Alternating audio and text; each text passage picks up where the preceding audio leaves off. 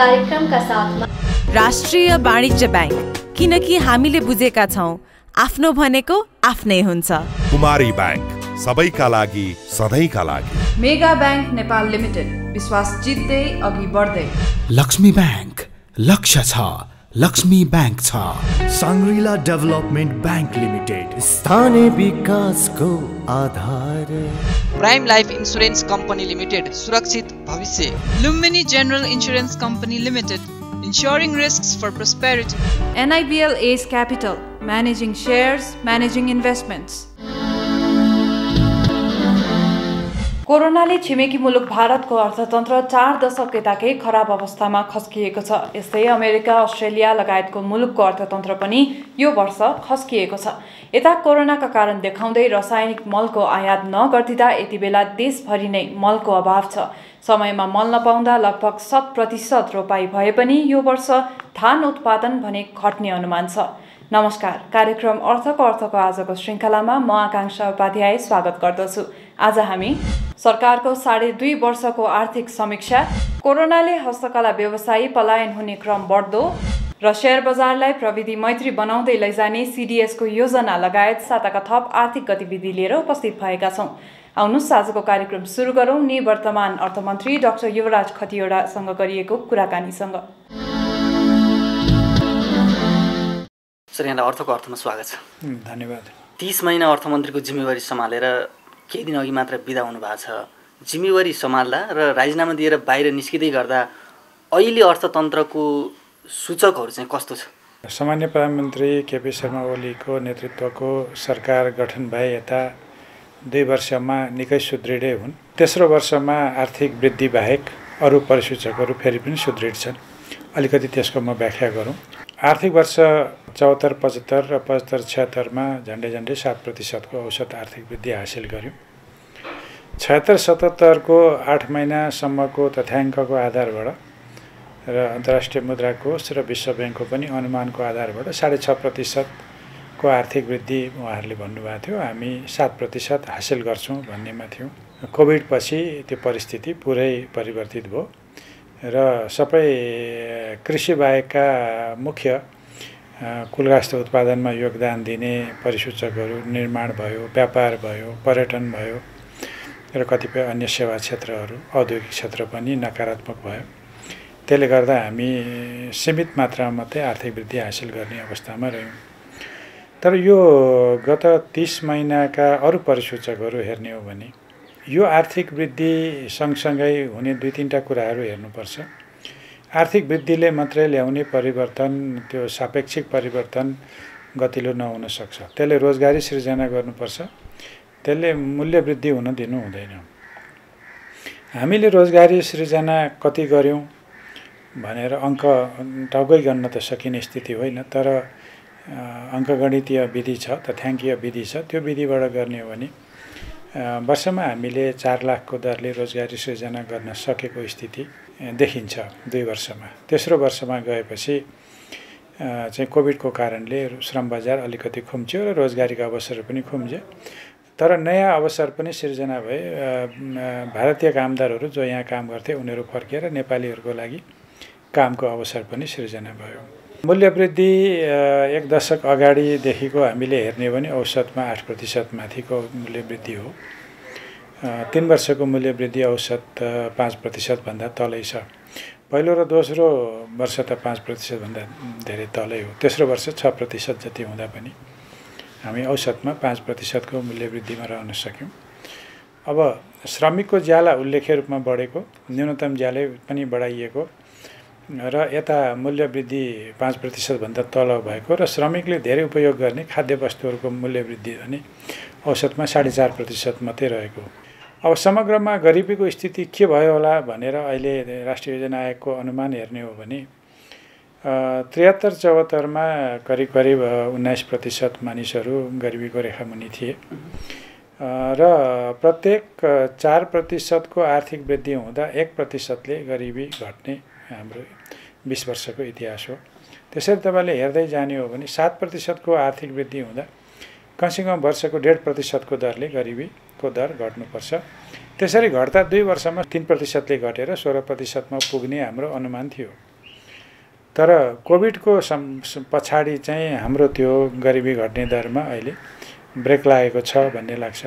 मानिसहरू ज्यालाबाट विमुख भएका छन्। कतिपय अवस्थामा रोजगारी पनि टुटेको अवस्था पनि छ। अब हामीलाई चुनौतीको विषय समष्टिगत आर्थिक व्यवस्थापनमा एउटा सरकारी वित्त व्यवस्थापनको एउटा बाह्य क्षेत्र व्यवस्थापनको थियो। बाह्य क्षेत्रमा व्यापार घाटा हाम्रो चाहिँ आयात 25% को दरले घटीमा बढ्ने र पछिल्लो वर्षहरूमा त 40% सम्मले आयात बढ्दै गएको थियो। म अर्थमन्त्री भएको पहिलो 2 वर्ष पनि आयात 38% नै बढ्यो हो। आयात प्रतिस्थापनका धेरै नीतिहरू लियो। कतिपय आयातलाई निरुत्साहित पनि गरियो र कतिपय आन्तरिक उत्पादन पनि बढ्न थाल्यो। त्यसले गर्दा तेस्रो वर्षमा र पछिल्लो चरणमा त कोभिडले अलिकति आयातलाई पनि प्रभाव गर्यो र आयातको वृद्धि 29% मा झर्यो। निर्यात ऐतिहासिक रूपमा 6% भन्दा माथिको दरले बढेको थिएन। अहिले चाहिँ करिब 10.5% को दरले 3 वर्षमा बढेको स्थिति छ।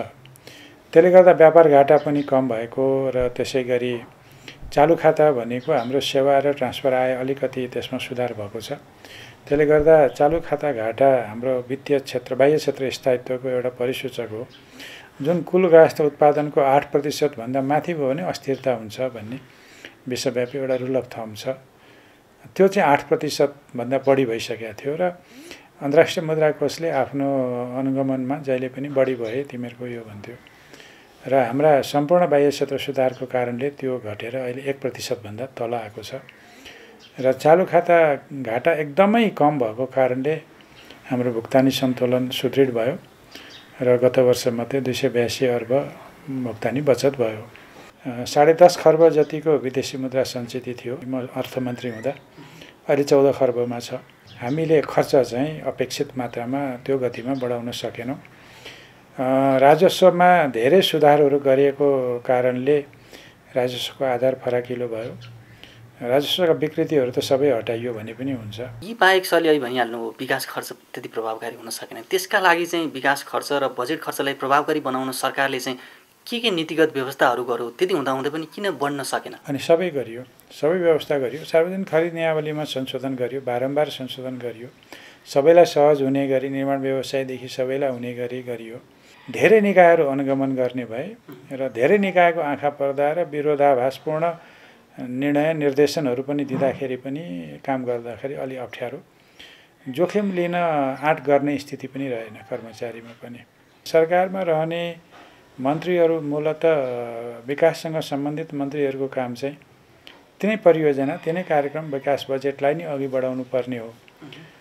त्यसमा त्यो तहको गम्भीरता पनि कहिलेकाहीँ हाम्रो बिचमा देखिएन। तर पनि अब मलाई के लाग्छ भने हाम्रो त्यो अनुभव र जग चाहिँ बनेको छ। आगामी दिनमा सजिलै होला। सरको यो समय अवधिमा वित्तीय संहिता कार्यान्वयनको एक जग बस्यो। अबको दिनमा वित्तीय संहिता कार्यान्वयनका जटिलता चुनौतीहरू के छन् जस्तो लाग्छ सरलाई? 2-3टा छन्। एउटा पहिलो भनेको हाम्रा राष्ट्रिय प्राथमिकता, क्षेत्रीय प्राथमिकता र स्थानीय प्राथमिकताको बिचको संयोजन मिलाउनु पर्नेछ। क्षेत्रीय र स्थानीय प्राथमिकता त प्रदेशगत रूपमा र स्थानीयगत रूपमा फरक हुन सक्छ। जस्तो प्रदेश नम्बर 2 को प्राथमिकता र प्रदेश नम्बर 6 कर्णाली प्रदेशको प्राथमिकता फरक हुन सक्छ हैन। त्यो प्रादेशिक प्राथमिकतालाई राष्ट्रिय प्राथमिकतामा जोड दिने र राष्ट्रिय र स्थानीय प्राथमिकताको आधारबाट स्रोत विनियोजन गर्ने र अलिक दीर्घकालीन सोचका साथ काम गर्ने। स्थानीय तहमा चाहिँ चेक एन्ड ब्यालेन्स पनि छैन। जस्तो सङ्घ र प्रदेशमा लेखा परीक्षण हुन्छ, ठिक ढङ्गले भयो कि भएन भनेर पर्फर्मेन्स अडिट पनि हुन्छ। त्यसको आधारमा पृष्ठपोषण पाइन्छ। स्थानीय तहमा त अडिट भएर पनि अडिट सुन्ने एकाइ पनि अहिले स्थानीय तह आफै छ र समग्रमा हामीले 761 वटा एकाइले खर्च गर्दाखेरि के प्रतिफल आयो भनेर हेर्ने, त्यो प्रतिफललाई एक ठाउँ राख्ने मेकानिजम अहिलेसम्म बनिसकेको छैन। स्रोतको बाँडफाँडको विवाद मोटामोटी हल भएको छ। एउटा प्राकृतिक स्रोतको केही काम बाँकी छ र अरू कतिपय विवादहरू केही प्रहरीका, केही कर्मचारीका केही कुराहरू बाँकी छन्। तर मोटामोटी रूपमा यी सबै कुरा मिलिसकेको हुनाले मलाई अब के लाग्छ भने अबका दिनमा चाहिँ यी सबै कुराहरूले तिनै तहको सरकार र वित्तीय संहिता चाहिँ सहज ढङ्गले अघि बढ्छ। सरको 30 महिने कार्यकालसँगै सरकारको पनि आधा समय सकिया छ। यो अवधिमा चाहिँ मुलुकमा व्यावसायिक वातावरण चाहिँ कस्तो बन्यो? व्यावसायिक वातावरणको कुरा गर्ने हो भने लगानी सम्मेलन पछिको अङ्कहरू मैले अलिकति बताउनु पर्ने हुन्छ। लगानी सम्मेलन पछि करिब करिब लगानी बोर्ड मार्फतै मात्रै 13-14 खर्बका आयोजनाहरूको कमिटमेन्ट आएको छ। उद्योग मन्त्रालय मातहतमा चाहिँ 1 खर्ब गरेर 14-15 खर्बको प्रतिबद्धता त्यहाँ आएको छ। 2 खर्बभन्दा बढीका आयोजना त सम्झौतै भइसकेको छ लगानी बोर्डको मात्रै। त्यस्तो ठुलै मात्रामा उद्योग मन्त्रालयमा पनि छ। अब ब्याङ्किङ क्षेत्रबाट चाहिँ यो अवधिमा असार मसान्तसम्ममा 10 खर्बभन्दा बढी निजी क्षेत्रमा कर्जा लगानी प्रवाह भएको छ। अब कम्पनीहरू दर्ता हुने क्रम अलिकति बढेको थियो, तर पछि चाहिँ कृत्रिम कम्पनी दर्ता गर्ने र कृत्रिम ऋणी बन्ने र कृत्रिम रूपमा कारोबार गर्ने कुरालाई निरुत्साहित गरेपछि कृत्रिम कम्पनी बढ्ने क्रम रोकिएकोले त्यो चाहिँ कम भए जस्तो देखिन्छ एउटा। अर्को चाहिँ व्यावसायिक वातावरण भनेको कर प्रणाली अनुमान योग्य हुनु पर्यो। कर्पोरेट ट्याक्स रेट, खास गरी आयकर ऐन हामीले सामान्य व्यक्तिगत आयकरका दरहरू बाहेक अरूमा हेरफेर नगरिकन बसेका छौँ। त्यसै गरी अरू कतिपय अवस्थामा मूल्य वृद्धि करलाई अझ बढी पारदर्शी बनाउने कुराहरू, भन्सारका कुराहरूलाई अझ व्यवस्थित गर्ने कुराहरू र ब्याङ्किङ प्रणालीबाट कर्जा प्रवाह गर्दाखेरि कर्जाको उपलब्धता, ब्याज दर त एकल अङ्कमै आउने स्थिति बनेको छ। उहाँहरूले 1 अङ्कको ब्याज दर भनिरहँदा 1 अङ्क भनेको 9-10 को बिचमा होला है, 5-6 हुँदैन भने मैले अहिले 9-10 मा आएको छ। अब दीर्घकालीन लगानी गर्ने एउटा उपयुक्त अवसर बनेको छ। अब त्यो लगानी परम्परागत क्षेत्रमा मात्रै हुँदैन। अब नयाँ औद्योगिक व्यवसायहरू, सेवा क्षेत्र, कृषिको व्यवसायीकरण, पूर्वाधार सेवामा जान सक्नु पर्यो। पूर्वाधारमा जानेमा विद्युतमा जानुभयो लगानीकर्ताहरू, विद्युतका एउटा सीमा हुन्छन्, त्योभन्दा बढी जाने स्थिति रहँदैन। त्यसो हुनाले अब अरू क्षेत्रमा जानु पर्यो। त्यो विविधीकरण गर्न व्यवसायीहरू आउन सक्नु पर्यो। मूलतः सरकार कसैको पक्ष र विपक्षमा हुँदैन, सबै व्यवसायलाई समान ढङ्गले समव्यवहार गर्छ र उसले आग्रह पूर्वाग्रहले काम गर्दैन। लगानी प्रवर्धन गर्न थुप्रै ऐन कानुनहरू संशोधन भए, अझै केही संसदमा टेबल भएका होलान्। यति हुँदाहुँदै पनि व्यवसायीहरू चाहिँ त्यति धेरै सन्तुष्ट भए न जस्तो, अझ त्यसमा पनि सेयर बजारका लगानीकर्ताहरू त हजुरको नियुक्ति लगत्ती आन्दोलनै हुनुपर्ने अवस्था भयो। यो चाहिँ किन आयो होला? नबुझेर आर्थिक वृद्धि बलियो हुँदा, औद्योगिक गतिविधि माथि जाँदा, ब्याङ्कको चाहिँ नाफाहरू, वित्तीय क्षेत्रको नाफा बढ्दै जाँदा सेयरमा लगानीकर्ता घट्दै जाने अनि अलिक कमजोर भएको बेला बढ्दै जाने कुराले के सङ्केत गर्छ भने आफूले सेयर बजारमा लगानी गर्ने पैसाको स्रोत महँगो भयो, सेयरको भाउ घट्ने, स्रोत सस्तो भयो, भाउ बढ्ने। यो विधिबाट त हामी कति अघि बढ्न सक्छौँ र अलिकति होल्ड गर्न सक्ने क्षमता पनि हुनु पर्यो र व्यवसायको मुनाफा कस्तो स्थितिमा जान्छ भन्ने बुझेर लगानी गर्नु पर्यो। यो अफवाहमा, आवेगमा एउटा मनोवृत्तिले अरूकोले जे गर्यो मैले पनि त्यही गर्छु भन्यो भने यो सधैँ लाभकारी हुन्छ भन्न सकिँदैन। मैले चाहिँ सतर्कतापूर्वक सेयर बजारलाई अघि बढाएँ। अत्याधिक सुधार पुँजी बजारको हकमा मैले अर्थमन्त्री हुँदा मेरै पालामा भएका छन्। उहाँहरूले बुझ्दै जान थाल्नु भएको छ। अहिले त्यसको रिजल्ट पनि देखिन थालेको छ। अब कहिलेकाहीँ आइपिओ जारी धेरै भयो भने सेयरको माग अर्कातिर डाइभर्ट हुन्छ, दोस्रो बजारमा भाउ घट्न सक्छ। तरलता ब्याङ्किङ प्रणालीमा कम भयो भने सेयरको भाउमा दबाव पर्न सक्छ। यी कुराहरू तलमाथि हुन्। यो अवधिमा चाहिँ खास गरी वैदेशिक सहायतामा चाहिँ उल्लेखित सुधार भए पनि मान्छेहरूले चाहिँ भन्ने गर्छन् अर्थमन्त्रीले जाँदै वैदेशिक ऋणको भार चाहिँ थपेर गए भनेर। यस्तो चाहिँ किन भयो? अनि के गर्ने? खर्च पनि धेरै गर्नु पर्यो, ठुल्ठुला आयोजना पनि ल्याउनु पर्यो। अनि राजस्वमा करका दायरा बढाउने भने कहाँसम्म बढाउने हो? दायरा बढाउन खोज्यो वकिललाई नहुने, डाक्टरलाई नहुने, इन्जिनियरलाई नहुने, कर्पोरेट ट्याक्स पेयर बाहेक अरू कर तिर्नै तयार नहुने, अनि त्यसपछि अप्रत्यक्ष अरू करमा गयो प्रगतिशील हुँदैन, त्यो चाहिँ प्रतिगामी कर हुनसक्छ। र हामीले सहुलियतपूर्ण ऋण पाइरहँदा त्यो नलिनु भनेको चाहिँ मूर्खता हो। 2%, 1.5%, 2%भन्दा बढी त कमै मात्रै लिएको छ। 1% को औसत ब्याज दरमा 30 वर्षको ऋण, अर्को 10 वर्षसम्म ग्रेस पिरियड पाइन्छ। त्यो सहायता अनुदान सरहको हुन्छ। तपाईँले 40 वर्षको हिसाब गर्नुभयो, अहिलेको 100 रुपियाँ 40 वर्षपछि कति हुन्छ? त्यो 40 वर्षमा त्यो लगानीबाट कति प्रतिफल आइसक्छ? त्यो ऋणलाई हामीले अनुत्पादक क्षेत्रमा उपभोगमा खर्च गर्नु हुँदैन। पुँजी निर्माण हुने, पूर्वाधार निर्माण हुने ठाउँमा, जनशक्ति मानव स्रोत शक्ति विकास हुने ठाउँमा लगाउन सक्नुपर्छ। त विकास गर्ने नि त्यसरी हो नि। ऋण चाहिँ लिनु हुँदैन भन्ने, विश्व ब्याङ्कबाट ऋण लिएको पैसाको 5 लाख पारिदिनुपर्छ पुनर्निर्माणको अनुदान भन्ने त हाम्रै बिचमा छौँ नि। फेरि ऋण लिनु हुँदैन भन्नेहरूकै बिचमा छौँ नि। अनि ऋण लिएर अनुदान बाँड्दैछौँ, त्यो रकमलाई 5 लाख पारौँ भन्ने 3 खर्ब त लिइसक्यो त त्यही पुनर्निर्माणमै। अनि त्यो ऋण मैले बोकाएको हो कि योभन्दा पहिलेका चाहिँ भएका निर्णयहरूले बोकेको ऋण हो? अहिले हामीलाई अब रेल, पूर्व पश्चिम रेल बनाउनु छ, 10 खर्ब जति रुपियाँ हामीलाई लाग्छ। कहाँबाट ल्याउने? त्यो हामीले त्यो ल्याएर त्यसको उत्पादन गरेर ऋण राजस्व बढाएर ऋण तिर्ने क्षमता बढाएर ऋण तिर्ने हो र ऋण नलिने अवस्थामा पुग्ने हो। मैले बारम्बार भनिरहेको छु, ऋण लिएर उपयोग गरेर क्षमता बढाएर ऋण नलिने अवस्थामा, ऋण दिने अवस्थामा पुग्ने हो नि, विकसित मुलुकमा पुग्नेछौँ।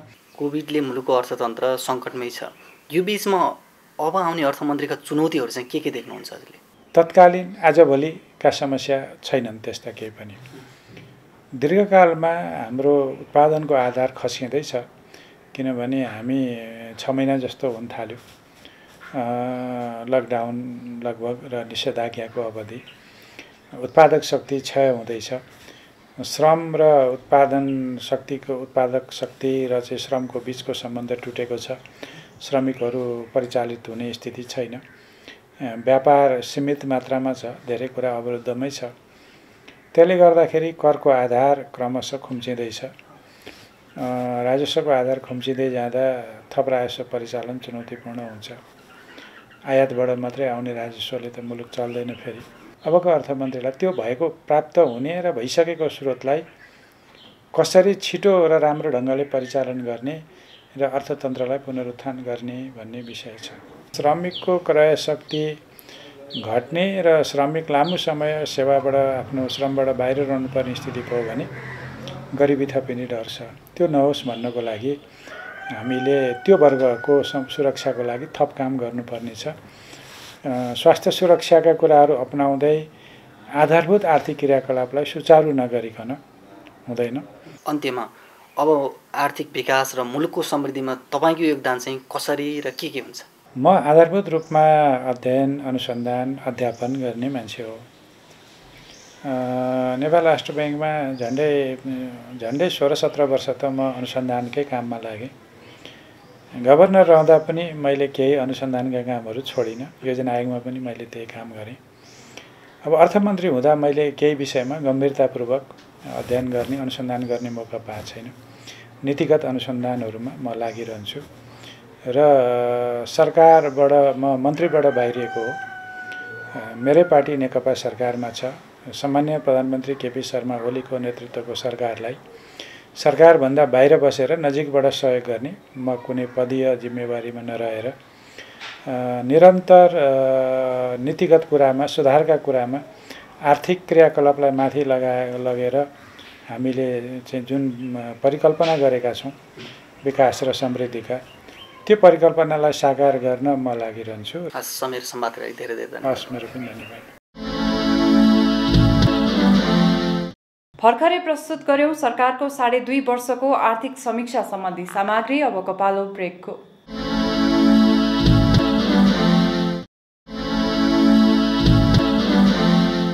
नेपाली अलैँचीको ब्रान्ड चिनाउन सरकारले 2073 सालमा जारी गरेको ट्रेडमार्क कार्यान्वयनमा आउने भएको छ। अब नेपालबाट ट्रेडमार्क मार्फत अलैँची विदेश निर्यात हुनेछ। यस्तै पछिल्लो समय उपभोक्ता बजारमा कालोबजारी र अनियमितता जस्ता कैफियत बढ्दै गएको छ। निषेधाज्ञाको मौका छोपी बिचौलियाहरूले मनोमानी गरेको गुनासो आउँदा पनि अनुगमन खासै छैन। थप आर्थिक सामग्री सहितको अबको प्रस्तुति business roundup. CDS and clearing लिमिटेडले शेयर कारोबारलाई अझ प्रविधि मैत्री बनाउँदै लैजाने जनाएको छ। सीडीएसले लगानीकर्ताको तथ्याङ्कलाई सुरक्षित बनाउँदै शेयर कारोबारलाई थप प्रविधिसँग जोड्ने मोबाइल एपको निर्माण गर्न लागेको छ। बजारलाई अलि विश्वसनीय बनाउन अनि इन्भेस्टरहरूलाई चाहिँ भरपर्दो सेवा सुविधा उपलब्ध गराउनका निमित्त हामी आइटीलाई अलिकति स्ट्रेन्थेन गरेर जान्छौँ र सँगसँगै हामीले यो अहिले मेरो सेयरबाट हामीले जुन कारोबारहरू गरिरहेका छौँ EDISहरू लगायतका यसमा अलिकति गुनासोहरू पनि आएकोले गर्दाखेरि यसलाई अलिकति सुधारेर जाने यो सफ्टवेयरलाई इम्प्रुभ गर्ने यसको क्यापासिटी बढाउने दिशातिर हामी पहिलो चरणमा लागेका छौँ। दोस्रो हामीले यो मोबाइल एप्स मार्फत पनि मेरो सेयरको चाहिँ एउटा पोर्टलहरू हामी इन्भेस्टर हाम्रा लगानीकर्ता ग्राहकहरू समक्ष प्रस्तुत गर्दैछौँ चाँडै नै।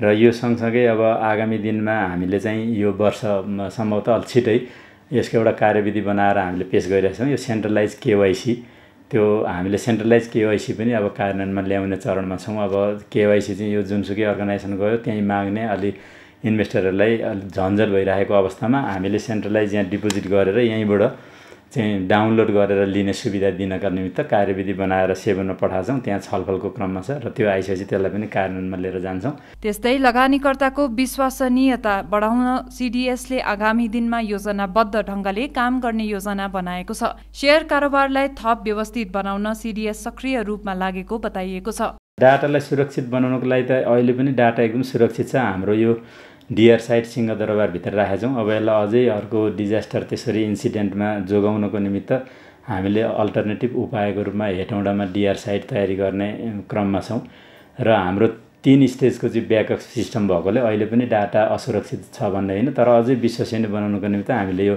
डिआर साइट एक्सटेन्ड गर्ने क्रममा छौँ। अब यो वर्षसम्म त हामीले हेटौँडामा स्थापित गरेर सञ्चालनमा ल्याउँछौँ। CDSले शेयर सिफारिसलाई पनि थप व्यवस्थित बनाउँदै जाने जनाएको छ। हामीसँग हस्तकला सम्बन्धी सामग्री बाँकी नै छ, हामीसँगै रहनुहोला।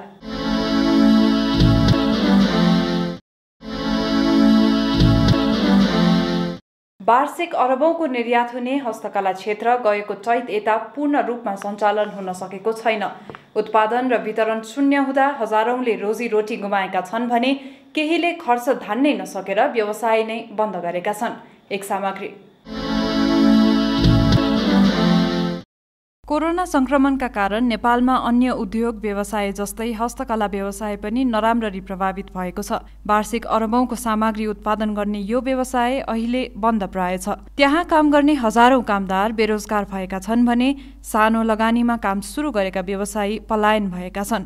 कर्मचारी व्यवस्थापन पनि गाह्रो नै छ, किनभने अब व्यापार छैन, उत्पादन छैन। केही हदसम्म अस्ति खुकुलो हुँदाखेरि केही उत्पादनहरू गर्ने तर्खर पनि गरे, तर उत्पादन गरेर उत्पादन भएको वस्तु बिक्री गर्ने कहाँ त ठाउँ छैन। इन्टरनेसनलमा जाने हो भने एक्सपोर्ट पनि त्यति भइरहेको छैन।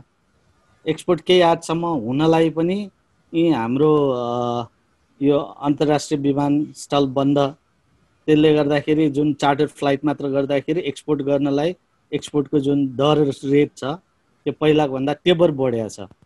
त्यसले गर्दाखेरि पनि एक्सपोर्टमा पनि उहाँहरूले सामान मगाउन, पहिलाको अर्डर पनि मगाउन चाहनु भएको छैन। कोरोनाले गर्दा अन्तर्राष्ट्रिय बजारमा हस्तकला सामग्री निर्यात भएको छैन। यसको प्रभाव आगामी 2 वर्षसम्म पर्ने अनुमान व्यवसायीको छ। त्यसले गर्दा संकटको समयमा व्यवसाय बचाउन सरकारले नै आन्तरिक बजारमा खपत बढाउने नीति ल्याउनु पर्ने माग व्यवसायीको छ। तत्काल रूपमा बजारमा व्यवस्थापन गर्न नसकिने अवस्था हुँदाखेरि त्यो त बनाएको सामानहरू त स्टकमा बस्ने भयो भने चाहिँ व्यापार हुने भएन। त्यो हुँदाखेरि त्यो स्टकमा बस्दाखेरि फेरि 5%मा पनि दिनलाई त्यसको पूर्ति गर्नलाई अलिक गाह्रो त गाह्रो हुन्छ। यसको लागि अब के गर्न सकिन्छ भनेर हामी छलफलमा पनि छौँ र बजार व्यवस्थापन हाम्रो जोड चाहिँ बजार व्यवस्थापनमै गर्नुपर्छ। हामीलाई अब यो दियो नेपाल सरकारसँग हामीले अर्को माग गरिरहेको भने चाहिँ बजार व्यवस्थापनको लागि नै माग छ। त्यसमा पनि विशेष रूपमा भन्ने हो भने नेपाल सरकारले अर्थनीतिमा राख्नु भएको छ नेपाली सामग्रीहरू केही महँगो भए पनि खरिद गर्ने, तर विभिन्न कारणले उहाँहरू खरिद गर्न नचाहेको विगतको अनुभव हामीसँग छ। त्यसमा कहिले चाहिँ भ्याट चाहियो भन्ने, कहिले यो धेरै महँगो भयो भन्ने र खरिद प्रक्रियामा जुन बस्ने कर्मचारीहरू छ, खरिद प्रक्रियामा बस्नेहरू, उहाँहरूमा हामीले के पायौँ भने खरिद गर्नै नचाहने। त्यस्तै सरकारी कार्यालय र विभिन्न निकायले वार्षिक करोडौं रुपैयाँका विदेशी सामग्रीहरू प्रयोग गर्दै आएका छन्। ती कार्यालयहरूमा स्वदेशी सामग्री खपत गर्न सरकारले नै कदम चाले आफूहरूले सरकारसँग छलफल गरेर उचित मूल्य निर्धारण गरी खपत बढाउने योजना उनीहरूको छ।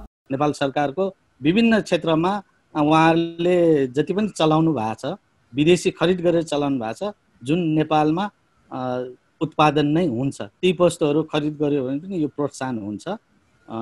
त्यसमा चाहिँ नेपाल सरकारले ध्यान दिनु जरुरी छ र यसमा हामीले पहल पनि गरिरहेका छौँ। उहाँहरूलाई वस्तुहरू चाहियो भने उहाँहरूबाट वस्तुहरू यो कारणले ठिक छैन, यसमा यो विकासहरू गर्नु पर्यो भन्ने कुराहरू आयो भने पनि हामी व्यवसायीहरू त्यो किसिमको वस्तुहरू उत्पादन गर्न उत्साहित पनि छौँ।